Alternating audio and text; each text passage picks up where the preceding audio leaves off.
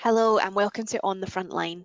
This is a new video series by the Grocer where we'll be talking to the people working to get food and essential items to customers during the coronavirus crisis.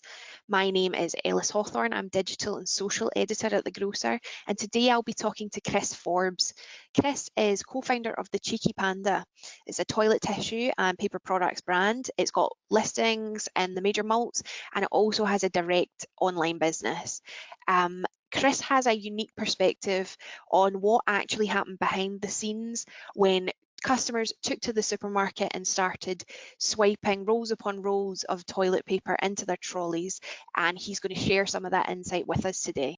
When did you discover that people were panic buying and stockpiling, and when did it come across your radar? From the first week of March, literally on the Monday, we started to see pictures on social media and of people emptying shelves. And then in the next couple of days, we sort of noticed that our spikes in sales of 500, 700% to what they would normally be. I mean, it literally happened overnight. And I think one of the reasons is we live in the information age.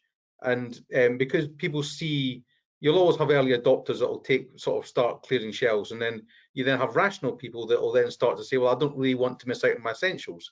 And then you would have people that would normally be sensible buyers then sort of panic buying for fear of missing out.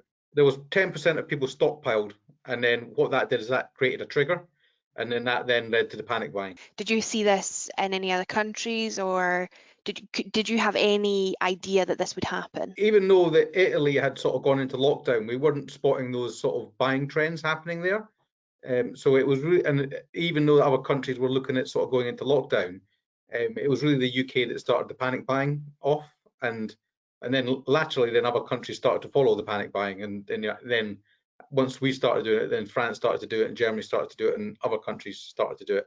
How prepared were you for something like this? So what we would normally have is we would normally have like 3 to 6 months worth of buffer stock, and buffer stock's kind of to deal with sort of spikes. And we're a high growth company, so we would normally sort of see 30% sort of month on month sales growth. So we were always kind of in that growth mode. And I think the trouble would be if you've been selling the exact amount of the same product year after year for 10 or 20 years, you've got your whole supply chain completely optimized to that level.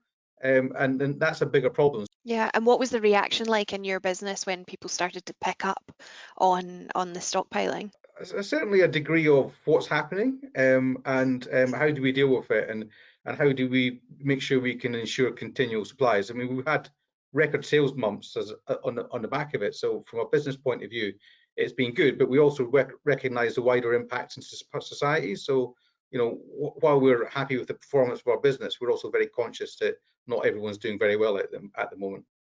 And you say you've had record sales months. What figures are we talking here, percentage wise? So we're probably up 60, 70% sort of the last couple of months. And as well as supermarkets, you also deal direct to consumers as well. You have an online business.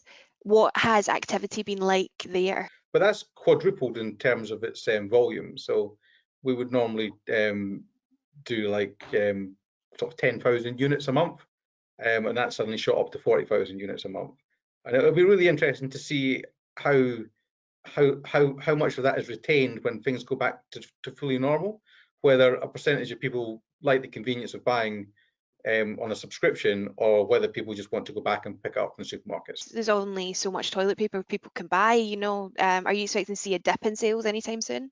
As long as people are working from home, there's going to be an increase in retail sales. So I think 30% of the market would be the professional market.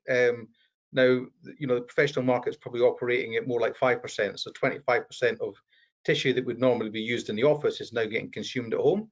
So while there's been like an excess consumption in the sort of panic buying, I think that the retail sales will naturally be up because of that. But I do think it will decrease over the summer months, as necessarily people might order half of what they were ordering.